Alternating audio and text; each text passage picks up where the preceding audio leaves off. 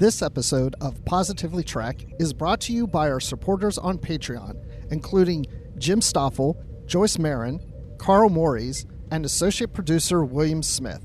Visit patreon.com/positivelytrek to help support the podcast. Perks include early access to episodes, exclusive content, shout-outs, associate producer credits, and more. Thank you for your support, and keep trekking.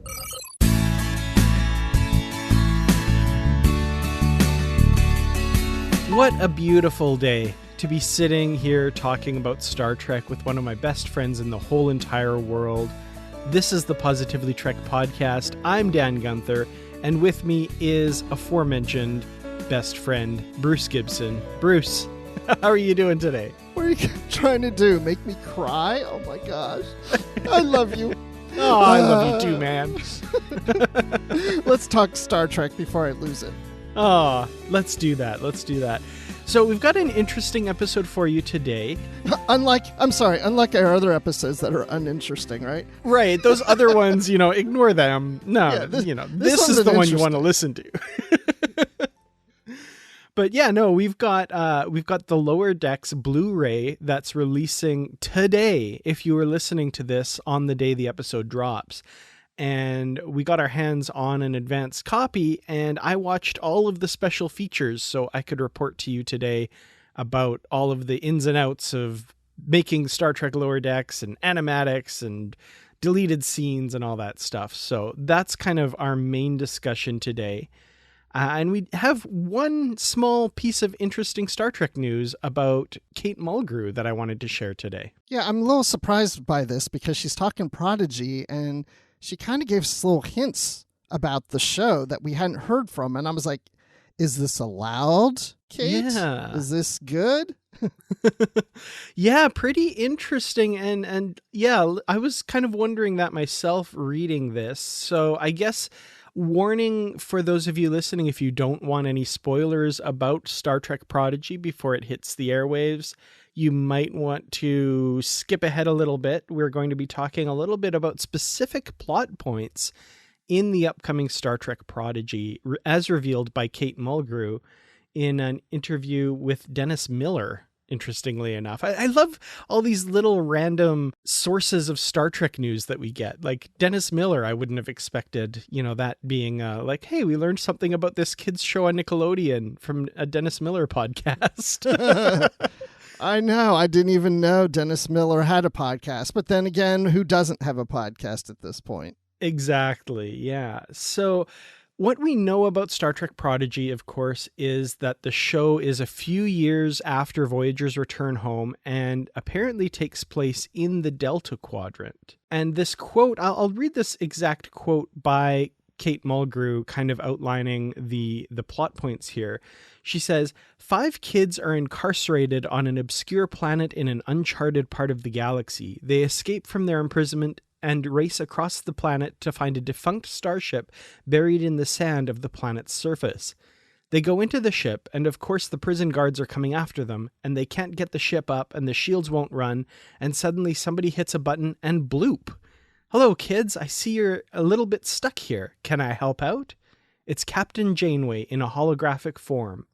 It's really, I think, going to capture the imagination of little kids, and if they can sit with their mothers who watched me in live action and their fathers who loved the other guys, we've got a family affair, and that will bring it full circle. So, yeah, very specific as to exactly how Janeway shows up in holographic form in this story. Yeah, which made me question 2 things. What is the ship? Because why would it have a hologram of her? Mm-hmm. And then why are these kids incarcerated? Yeah, interesting. So we had heard that the kids were like outcasts of society or something at some point, but this is the first we've heard of them being incarcerated or, prisoners or something. So yeah, I'm really curious about it. It's a good spoiler, I guess, because it answers a couple questions, but raises like 10 more and makes me more interested in the whole situation. So in that way, I guess probably a good move by Kate Mulgrew here. Yeah, I'm trying to picture, is it like these kids are in a school and they're in trouble and they're in like detention? Is it the Breakfast Club of Star Trek, right? And maybe they're smoking Sorry. And maybe they're smoking in the bathroom and all that. And all of a sudden, they're running away from the principal or the teacher. That's the prison guards. No, but seriously, though, I kind of like the concept in a way because it means that these kids don't have probably good leadership and a good mentor. And that's what Janeway becomes. And so Janeway is educating them and the young kids watching, the viewers, what to do and what not to do in situations. Yeah, it really sounds like kind of a long-form introduction to the rules of Starfleet. I guess not the rules, but like the principles and the values that Starfleet teaches people. But these kids are learning them from Janeway, like you said. And I mean, what better teacher, right? Janeway is a Starfleet captain, right? A paragon of virtue, and only broke the Prime Directive a few times. So, it's a good learning opportunity for these kids. Yeah, and then the other thing is it said 5 of them, but in the photo that we got of the cast of characters, we have 6 plus Janeway. So one of the 6, if she gave the right number of 5, if that's correct, then one of these 6 is not one of these delinquent kids that are on this obscure planet running away from prison guards. And it made me wonder if it's the robot, but it could be any of them, really, that is not part of that 5. Yeah, it could be. My first thought was the robot as well, but yeah, you're right. It could be any of them. We just, there's so many unknowns about this series at this point, but it really is fun speculating. I really want to learn more about that robot and the blob, the little blob. I just love that guy. Yeah, I know. And I do want to speculate on the Talaxian looking guy that we still not exactly sure. I think we are pretty sure it's a Talaxian at this point, right? I think so. As soon as they announced that it took place in the Delta Quadrant, I'm like, I think he's a Talaxian. I'm starting to wonder if he's not one of these kids, because what he's wearing, he almost looks to me like he could be like a pilot. Maybe this is his ship. Or maybe this is a ship that he stole, crash land on the planet, is trying to get fixed, take off. The 5 kids run on. And so he's an outcast of Starfleet that took the ship, has now got these 5 kids, and they take off, and there's this Janeway hologram that's talking to them. I like that. And he could be a little older. He's got the mutton chops and he's got the little soul patch under his mouth there. So he could be a little older person here. That's a good point. That's possible. Yeah, write that one down. Let's see if I get that one right. I like it. Definitely. So we still don't have an air date yet for Star Trek Prodigy, but we are keeping our ears to the ground for that news. Hopefully, as we learn more about the show, we can bring it to you here on Positively Trek. Well, before we get into the Lower Decks Blu-ray discussion, you may remember that last week we had a copy of the latest Star Trek Shipyards book to give away, and we ran a little giveaway on Twitter. You had to retweet the episode with the hashtag Star Trek Shipyards in order to be entered into a chance to win a copy of the book. And the deadline has passed as of the time of this recording, and we have our entrants. So let's go ahead and randomly choose one here. I've got random.org pulled up, and we're going to pick a winner here. Oh, I'm so nervous. I hope I win. I don't think you're entered there, Bruce. Sorry. Oh, okay. Fine. Be that way. Hosts and family are exempt. We'll try and keep this above board. I just wanted it in addition to the book I already have. I want 2 copies. Exactly. Yeah. Okay. So let's pull it up here, and I've got our entrants all plugged in, and the winner is Patrick Carlin. Congratulations. Patrick, that's so awesome. Oh, wow. Very cool. So, Patrick, we will reach out to you outside of the show here and get your details, mailing address, and all that stuff, and we'll get that sent off to you. So congratulations. Very, very cool. I hope you enjoy the book. Yeah, I think you will. It's gorgeous. The giveaway copies I just received, and honestly, this book is bigger than you expect it will be. It's a hefty tome. Yeah, and just imagine that it doesn't even have all the Delta Quadrant ships in it. Imagine if they did put them all, how big this book would be. Yeah, it's just half of them. So Volume 2 coming later this year. So speaking of giveaways, and once again, before we get into the special features of Lower Decks, we have 3 copies of the new Star Trek Lower Decks Blu-ray available for giveaway. And I'm going to turn this over to my esteemed colleague, Bruce Gibson, who has the details on how you can win your own copy of this Blu-ray. Yes, if you want to win a copy of the Star Trek Lower Decks Season 1 Blu-ray, there are 3 giveaway winners that can take these away with them. And this is all you have to do. Now, get ready here. You are going to have to post on social media on Facebook, Twitter, or Instagram. You can do any one of those 3 or all 3 to improve your chances, but you must tag @StarTrek, so that the official Star Trek people know that you're doing this, @StarTrek, and then use the hashtag Star Trek Lower Decks. So tag Star Trek and then hashtag Star Trek Lower Decks. And of course, don't forget about your buddies here. You got to put us in there too so we know that you did this, right? Because we won't have any idea. So you also have to tag Positively Trek. So tag Positively Trek, tag Star Trek, and hashtag Star Trek Lower Decks. We'll repeat this at the end of the show just in case you need more time. But here's the thing. Each of the 3 winners will also receive 8 character art cards. So this is something you can't get with the set when you buy it in the store. So that's an extra bonus. So you're going to want to win this set. Very cool. I didn't even know about that part of it. I'm excited about that. I want to see that. Yes, even Dan and I don't have the art cards. Ah, very, very cool. Well, what do you say we talk a little bit about what it is you'll actually be winning when you get this Blu-ray in your hot little hands? Because I just received my review copy yesterday before we recorded this and sat down and said, okay, I've got to get through all of these special features so we can talk about them on Positively Trek. So first of all, let me say, if you get this set, you're in for a treat. There's some really cool stuff on this Blu-ray set that really gives you an insight into the behind the scenes of Lower Decks. Not to mention, of course, the 10 episodes of season 1 that look absolutely gorgeous in high definition on Blu-ray here. So, no buffering, no pixelating because your internet's a little shaky watching it on Paramount Plus. Not that Paramount Plus isn't a wonderful service, but this one, you've got it in your Blu-ray player. It's all loaded there. There's no any kind of artifacts or anything like that. It just plays beautifully and the episodes look amazing. Yes, and I'm happy to say that my review copy didn't arrive in time. So, no, I'm not happy about that, but this is good because I'm here representing the people who haven't seen this yet. So I'm going to ask you questions as we go through this, Dan, of what you experienced. Absolutely. And I got to say, for everyone listening, this is an odd situation because I'm up here in northern Alberta, Canada, and Bruce is in Atlanta. And usually when we get sent things to review or talk about, he gets them usually quite a bit before me if I end up getting them at all. So this is a weird reversal. So I am sorry, Bruce, that you didn't get that. But yeah, it's weird. It's weird to be on the other side of this equation. Well, the funny thing is the company reached out to me and said they were sending their review copies.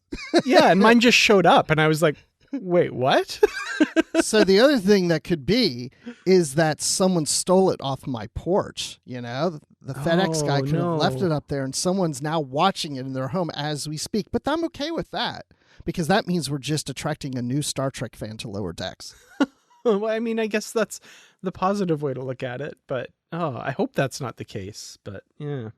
So yesterday, like I said, I popped this into my Blu-ray player and checked it out, and the first thing you notice is that it's organized by episode. So most of the special features are attached to each episode. So you go in and you go to Second Contact and you look at the special features under it. The Second Contact being the first episode of the show. And one special feature that's on every single episode is something they call Lower Dectionary. And these are kind of documentary style featurettes about behind the scenes aspects of Lower Decks. So they feature interviews with the cast and crew of the show.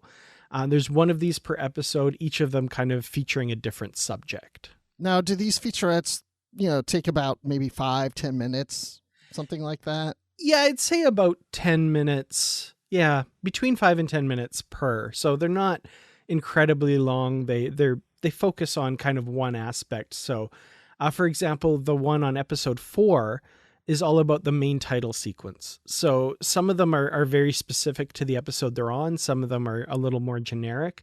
I love the one about the main titles, showing how they came up with the various things that the Cerritos is doing in the titles, as well as the music, which, you know, if you listen to the music without the main title sequence, you wouldn't even know it was from a comedy show. Like, it's just good Star Trek music, which is what they were going for. So these little insights, like they talk to the composer, they talk to Mike McMahon, and of course the cast and all the other behind the scenes crew as well. So that's really cool. It reminds me of the Star Trek Picard Blu-ray set that I recently rewatched. And I remember each episode, like you're saying, it's all listed in episodes with a little featurette, just like you're talking about. So it sounds like that same type of format. Yeah, it's laid out exactly the same way in that respect, for sure. Except it wasn't called a dictionary. No, the lower dictionary. I do kind of want to know who came up with that.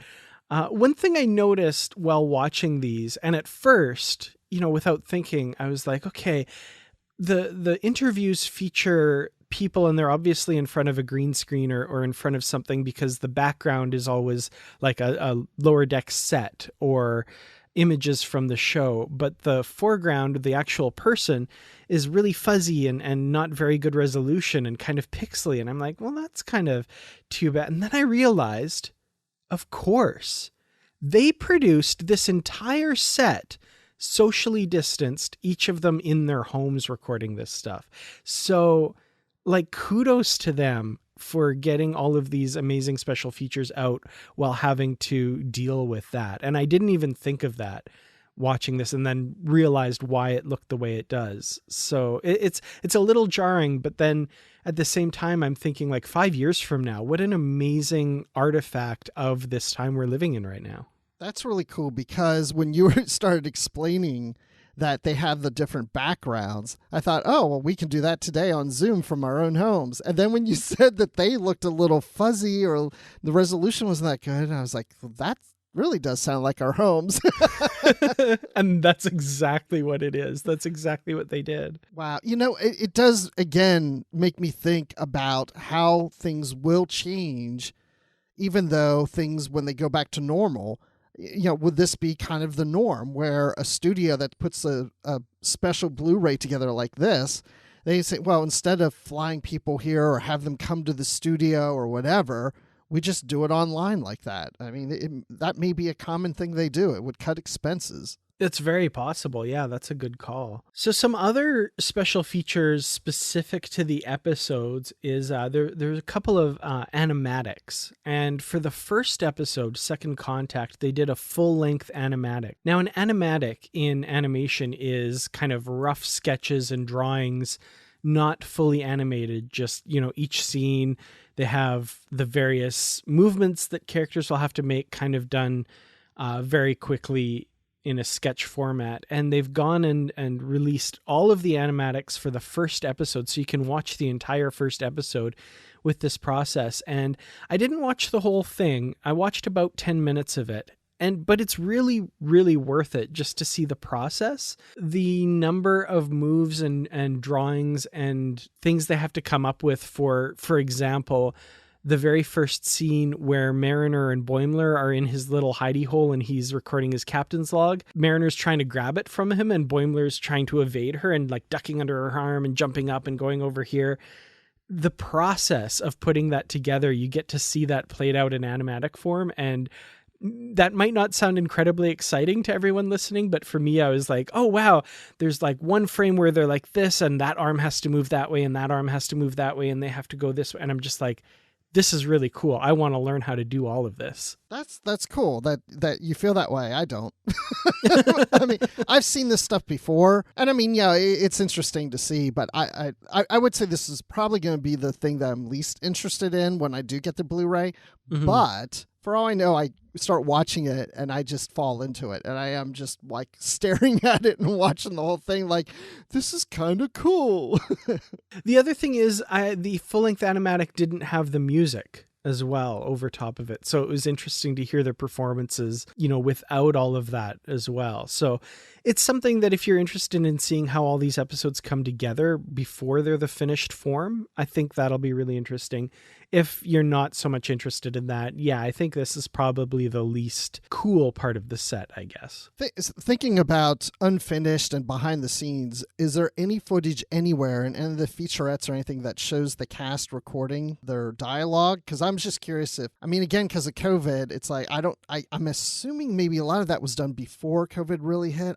I don't know. I'm just curious if they were all in the same room together or separate sessions or did it remotely. So most of the voice work was all done during COVID. So we don't see footage of them recording. There is one little bit in one of the featurettes where Dawn Lewis shows her setup for recording from home, where, the studio brought in this really nice mic and all this stuff. And this is where I record and that kind of thing.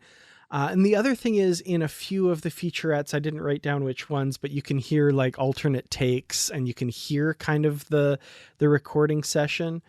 Jonathan Frakes, especially, there's one bit where he's talking about watching Enterprise on the holodeck and like just several different takes of that. So he's like, I was watching Enterprise on the holodeck, the first Enterprise, Archer and the gang, Scott Bakula, Quantum Leap, those guys.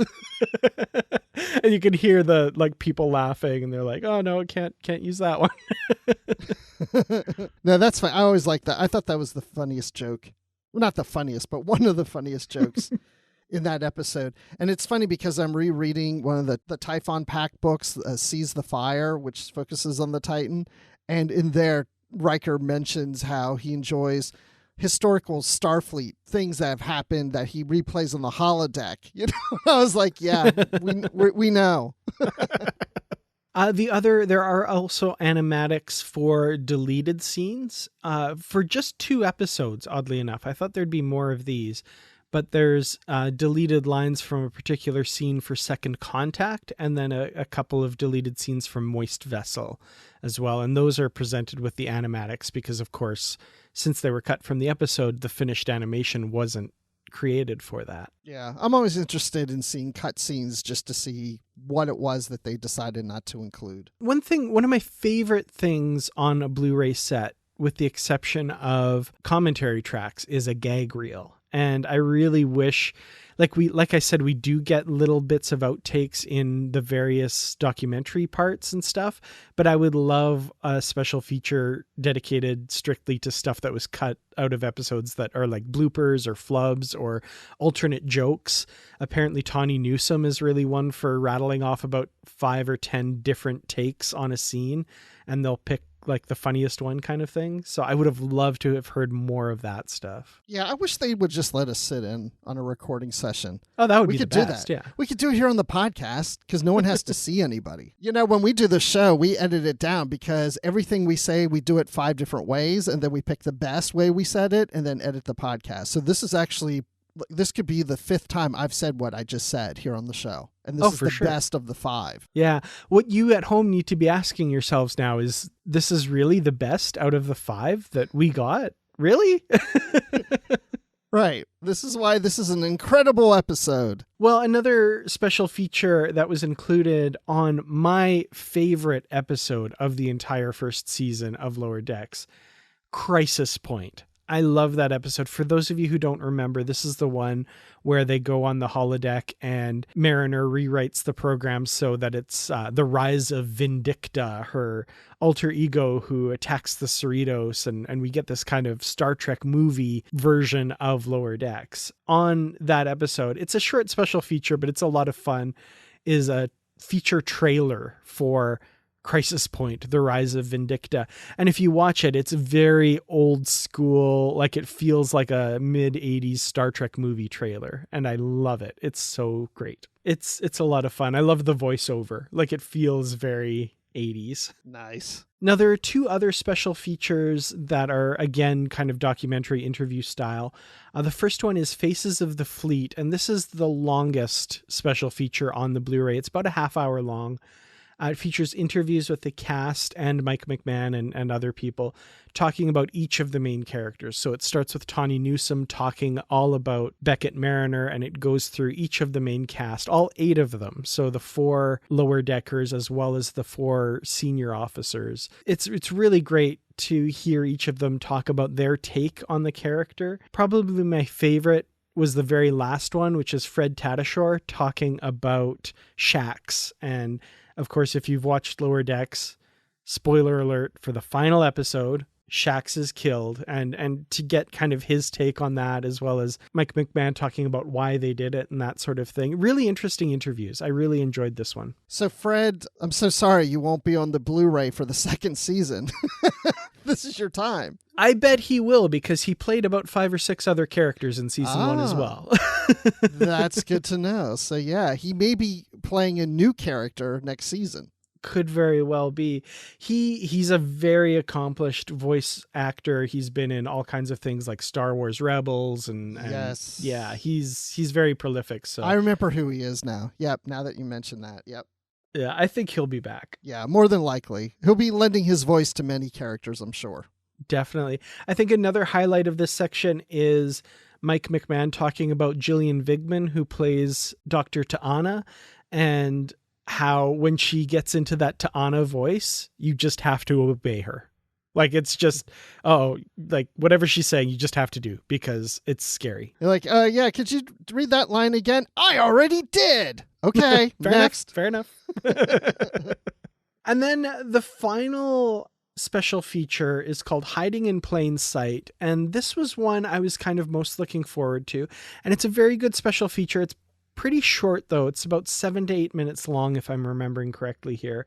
It's talking about the Easter eggs and references in Lower Decks. So it features interviews with the cast and crew talking about their favorite Easter eggs. Mike McMahon, one of my favorite bits, he talks about there's some private Easter eggs that are hidden in the show that may never, ever be revealed, such as the origin of Boimler's name. And now I'm very curious about where Bradward Boimler's name came from. Apparently, not just him, but there are other people who sneak stuff in that just is private to them and is like a little private Easter egg for them. You know we're going to get this information at some point. It may be 30 years from now, but at some point we're going to have to get this. I mean, come on, you just don't throw that out there and say, oh, it's private, we're never going to say. Come on, Mike, I need to know. But now I noticed in your notes that all the Easter eggs aren't covered. No. So what I was expecting was like episode by episode, every single Easter egg, they would like point them out. And it starts out feeling like they're doing that, but then they don't really finish that. However, the end of the special feature features like really quick flashes of various scenes where they're not pointing out the Easter eggs, but they're basically saying to the audience, like, oh, there's a bunch here. There's a bunch here. There's a bunch here. Can you find them? Kind of thing, like a Where's Waldo kind of thing almost. So I enjoyed the special feature, but it's definitely not like an encyclopedic reference of every Easter egg in season 1, which I was kind of thinking they might do. Maybe we'll get something like that on a re-release in the future, because I'm thinking about past DVDs and Blu-rays that had Mike and Denise Okuda having their little mentions of things on, not verbally necessarily, but there'd be text on the screen that says a little text commentary. Yeah, this scene was shot here, or this scene, this was mentioned here in reference to episode blah blah blah and stuff.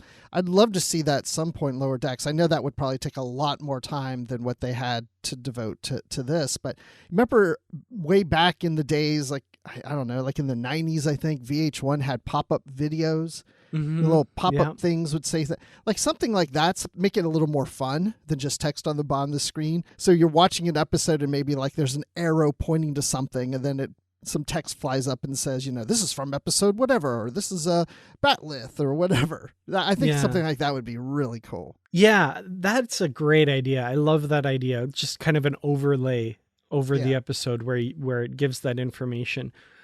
Now, one question I know you asked when we were talking way back when about the special features, and this one came up. Yes, there are Easter eggs that they point out that I did not notice. Impossible. Impossible. That's why this episode is interesting, because that is interesting to me, Dan, that you did not catch something that they put in there. Very true. Yep, there were definitely parts that I missed. So on top of that, there's probably hundreds more that they're not really pointing out here. So yeah, it's very comprehensive. So was there any of those that you were like, oh my gosh, how did I miss that? Not so much. Mostly just like, oh, I didn't really notice that alien in the background. Oh, okay. Yeah. But if I had, I'd have known who that alien was. But I just, I didn't notice that. Well, because, you just haven't gone through it like that much with a fine-tooth comb to really, really look for things. But yeah, there wasn't something so obvious. See, now I thought I had, but obviously I did miss a few things for sure. I'm going to say that I did notice those. Okay. All right. Even though I don't know what you're talking about. I'm going to fold my arms and glare at you. I noticed them all, Dan. What's wrong with you? Come on. So there we go. Those are all of the special features. Unfortunately, no commentaries on episodes, which is my favorite part of Blu-ray releases and that sort of thing. But that said, this is still a really great set. I think it's definitely worth having these in your collection. The special features are a nice bonus on top of the meat of the Blu-ray, which is, of course, the 10 episodes of season 1 of Lower Decks. And I'm definitely really happy to place it on my shelf in the appropriate place, which I think is after Star Trek Nemesis. I think I have everything chronologically, and that's where I'm putting this. So, and before Star Trek Picard. So there we go. Nice. And all the more reason why somebody would want to win this in our giveaway, where we have the 3 copies. So again, you can do this on Twitter. You can do this on Facebook. You can do it on Instagram. You can do all 3. That will triple your chances in this random drawing of 3 winners. And so again, make sure you tag us here at Positively Trek, but make sure to also tag Star Trek and do the hashtag Star Trek Lower Decks. So tag us, tag Star Trek, and then hashtag Star Trek Lower Decks. And it comes with those 8 art cards, 8 character art cards, and they look really cool. So I'll be showing those to Dan here right after the show.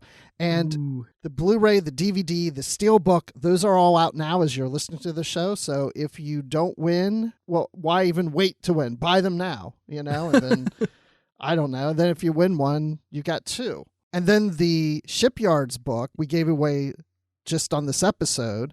We're going to do another one next week for that. So we have another giveaway next week. So tune in next week. Oh, man, it pays to listen to Positively Trek. That's really cool. I don't get paid, but you guys get paid to listen. There you go. Exactly. I love it. Well, thank you all so much for listening this week. I think we had a ton of fun here. So many giveaways. This is something like we've never really done a lot of before, and now 3 weeks in a row we're having something to give away in our episodes. I'm really, really excited about that. So, Bruce, when you're not busy giving away stuff on the Positively Trek podcast, where can we find you? You can find me on Twitter at Admiral_Rex and on Instagram at just Admiral Rex.